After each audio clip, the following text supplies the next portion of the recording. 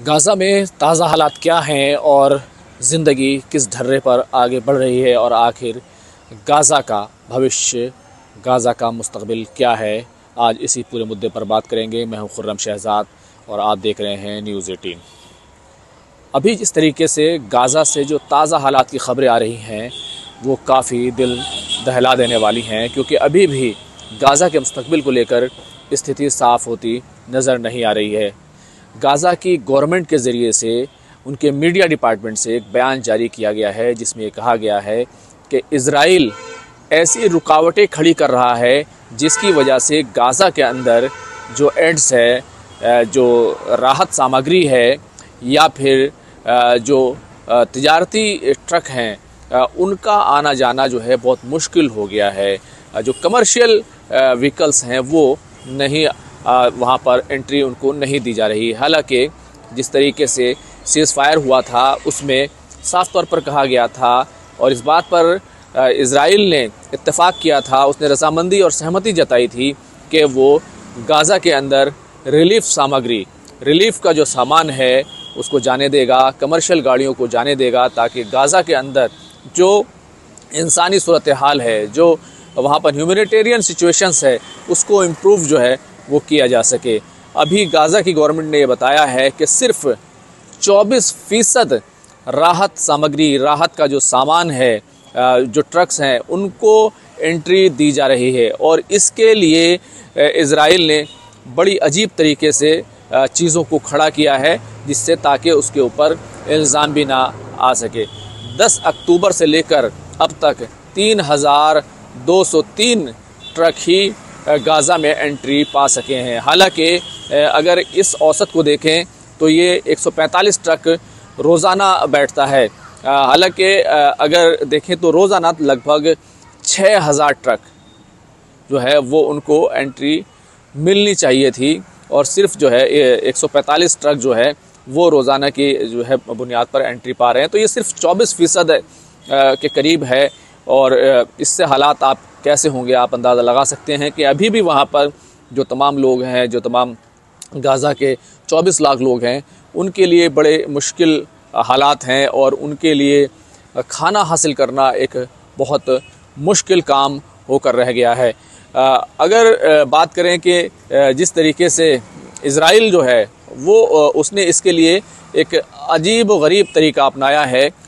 उसने रफ़ा बॉर्डर से टर्कों की एंट्री वहाँ से नहीं दी है, बल्कि वहाँ से उसने एक अलग तरीके का रास्ता जो है अपनाया है। गाज़ा का जो फ्लोटीला का एरिया है, कहा पहले गाज़ा के जो राहत सामग्री है पहले वो वहाँ पर जाएगी, जो फ्लोटीला कॉरिडोर है वहाँ से गुजरेगी और उसके बाद जो साहिल का इलाका है वहाँ की जो संकरी, जो बहुत पतली सी सड़क है और जो भीड़ भाड़ का इलाका है वहाँ से गुज़रते हुए वो सड़क जो है उससे आगे जो है ट्रक जाएंगे। तो इसकी वजह से बहुत सारी दिक्कतें पैदा हुई हैं और यही वजह है कि तमाम जो चीज़ें हैं उनको कम करने में जो है इज़राइल को कामयाबी मिली है और इज़राइल के ऊपर कोई सीधा इल्ज़ाम भी नहीं आ रहा है कि वो राहत सामग्री या ह्यूमैनिटेरियन एड जो है उसको रोक रहा है। दूसरी तरफ इज़राइल ने अभी भी अपने हमले गाज़ा के अंदर, खान यूनुस का इलाका है, वहाँ पर जबालिया जो कैंप है उसके मशरिक की उसकी ईस्टर्न साइड पर जो इमारतें हैं उनको निशाना बनाया है और गाज़ा में मतलब लगातार बमबारी जो है वो कर रहा है। जब से ये सीज़ फायर हुआ है तब से अब तक 222 फ़लस्तीनियों की वहाँ पर गाज़ा वासियों की वहाँ पर मौत हो चुकी है। गाज़ा के जो बाशिंदे हैं 222 उनकी मौत हो चुकी है और लगभग 600 लोग घायल हुए हैं, ये वहाँ के हेल्थ डिपार्टमेंट ने बताया है। तो इस तरीके की जो ताज़ा सूरत हाल है वो अभी भी वहाँ पर चल रही है। अब जो सीज़ फायर का मरहला है जिसमें पहला फेज़ जो था वो तमाम जो होस्टेजेस थे उनको लौटाना था और उनकी जो लाशें हैं या फिर उनके जो अवशेष हैं, जो लोग मर गए हैं उनको भी लौटाना था। तमाम जो है होस्टेजेस जो ज़िंदा थे उनको लौटाया जा चुका है। बहुत सारे जो लोग होस्टेजेस मर गए थे, उनकी मौत हो गई थी, उनके अवशेष भी वो भी जो है वो सब लौटाए जा चुके हैं। लेकिन अभी भी 11 जो होस्टेजेस हैं जिनकी मौत हो गई थी उनके अवशेष अब तक नहीं लौटाए जा सकेंगे। पिछले दिनों अभी 2-4 दिन पहले ही 3 होस्टेजेस के जो अवशेष हैं उनको रेड क्रॉस के ज़रिए से लौटाया गया था। लेकिन इजराइल ने इल्ज़ाम लगाया कि ये हमारे लोग नहीं हैं, ये क्योंकि डीएनए से जांच हो जाती है और जांच में इजराइल की तरफ से कहा गया कि ये हमारे लोग नहीं हैं। हालांकि इस देरी को लेकर इजराइल हमास के ऊपर इल्ज़ाम लगा रहा है कि वो सीज़ फायर तोड़ रहा है, वो सीज़ फायर की शर्तों को पूरा नहीं कर रहा है। लेकिन दूसरी तरफ हमास की अपनी मजबूरियां हैं, क्योंकि पूरा गाज़ा जो है वो तबाह बर्बाद हो चुका है, हर तरफ मलबा फैला हुआ है। ऐसे में अवशेष तलाशना, किसको कहाँ दफन किया गया था, कहाँ रखा गया था, ये एक बहुत मुश्किल काम है।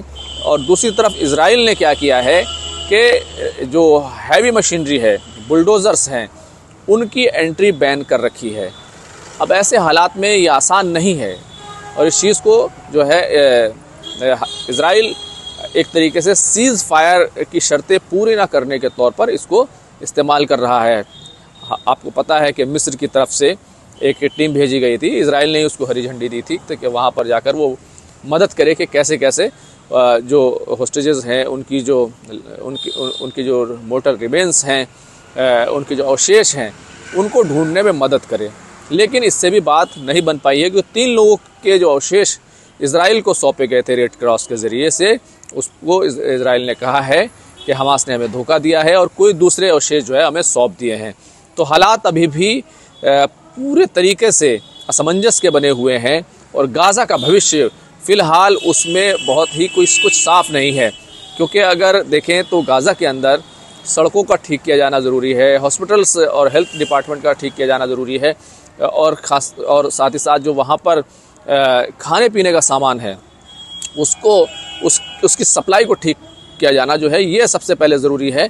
लेकिन अभी तक भी चीज़ें क्लियर नहीं हो पा रही हैं और जो एक पीली पट्टी बनाई गई थी कि इजराइल जो है उससे बाहर रहेगा और उस पट्टी के बाहर रहेगा और पीछे हट जाएगा, उसके अंदर जाकर इजराइल के ड्रोन, इजराइल के टैंक और इजराइल की तोपें और इजराइल के ड्रोन के ज़रिए से हमले जो है वो लगातार जारी हैं। पिछले दिनों खबर आई थी किस तरीके से इजराइल ने एक ही दिन जो हमला किया था उसमें 104 लोगों की मौत हो गई थी।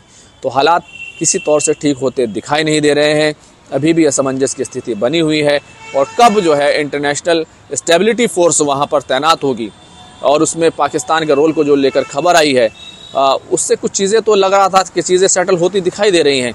लेकिन अभी पिछले 24 घंटों की जो ताज़ा सूरत हाल, 48 घंटों की जो ताज़ा सूरत हाल है, उसमें अभी भी सीज़ फायर आगे की तरफ बढ़ता हुआ दिखाई नहीं दे रहा है। कई लेवल पर अमेरिका की तरफ से कोशिशें की जा रही हैं। इंटरनेशनल स्टेबिलिटी सिक्योरिटी फोर्स में किन मुल्कों के फ़ौजी जाएंगे, इसको लेकर अमेरिका तमाम बातचीत कर रहा है। बताया जा रहा है कि इजराइल और पाकिस्तान के बीच कोई औपचारिक, कोई सीधे रिलेशंस न होने के बावजूद भी एक समझौता हुआ है कि 20,000 पाकिस्तानी फ़ौजी गाज़ा जाएंगे। लेकिन ये स्थिति जो अभी चल रही है, इसमें क्या इजराइल इसको अलाउ करेगा? ये एक बड़ा जो है अहम सवाल है और यही वजह है कि हालात अभी भी नहीं सुधर रहे हैं, क्योंकि इजराइल की तरफ से ना तो ह्यूमैनिटेरियन एड जो जानी चाहिए थी, यानी कि 600 ट्रक रोज़ाना जो है जाने चाहिए, उसमें से सिर्फ 145 ट्रक जो है वो गाज़ा के अंदर एंट्री पा रहे हैं। और उसकी वजह गाज़ा इजराइल की तरफ से कई तरह की रुकावटें खड़ी गई हैं। ऐसा रास्ता दिया गया है जहाँ से एड जो है जल्दी से गुजर ना पाए, सड़क ख़राब है, रास्ता ख़राब है। एक उसको अपनाया गया है, एक कॉरिडोर के ज़रिए से कहा जा रहा है, फ्लोटिला का कॉरिडोर जो है वहाँ से उस रास्ते से जाना है। फिर जो साहिल का जो इलाका है, समंदर के किनारे का जो इलाका है, वहाँ की जो सखरी सड़क है, पतली सी सड़क है, उस पर आगे बढ़ना है। और दूसरी तरफ जो होस्टेजेस के अवशेषों का लेन देन है, उस पर भी जो है विवाद जो है बना हुआ है, इजराइल हमले कर रहा है। तो ऐसा कैसा सीज़ फायर है? बहरहाल इस पूरे मुद्दे को आप कैसे देखते हैं कि इजराइल की तरफ से क्या ह्यूमैनिटेरियन एड की शुरुआत जो है वो ठीक तरीके से नहीं की जानी चाहिए थी? क्या अगर सीज़ फायर कर लिया है तो फिर उस पर न सिर्फ हमास को बल्कि इजराइल को भी उसी तरीके से अमल करना, आपको नहीं लगता कि वैसे अमल करना चाहिए? और क्या आपको लगता है कि इजराइल ने सीज़ फायर मान लिया है जो हालात हैं? इस पर आप अपने राय जो है कमेंट में ज़रूर दीजिएगा और बताइएगा कि आखिर इज़राइल की तरफ से अब जो चीज़ें की जा रही हैं, क्या वाकई इज़राइल सीज़फायर मान चुका है। खुर्रम शहजाद, न्यूज़ 18 दिल्ली।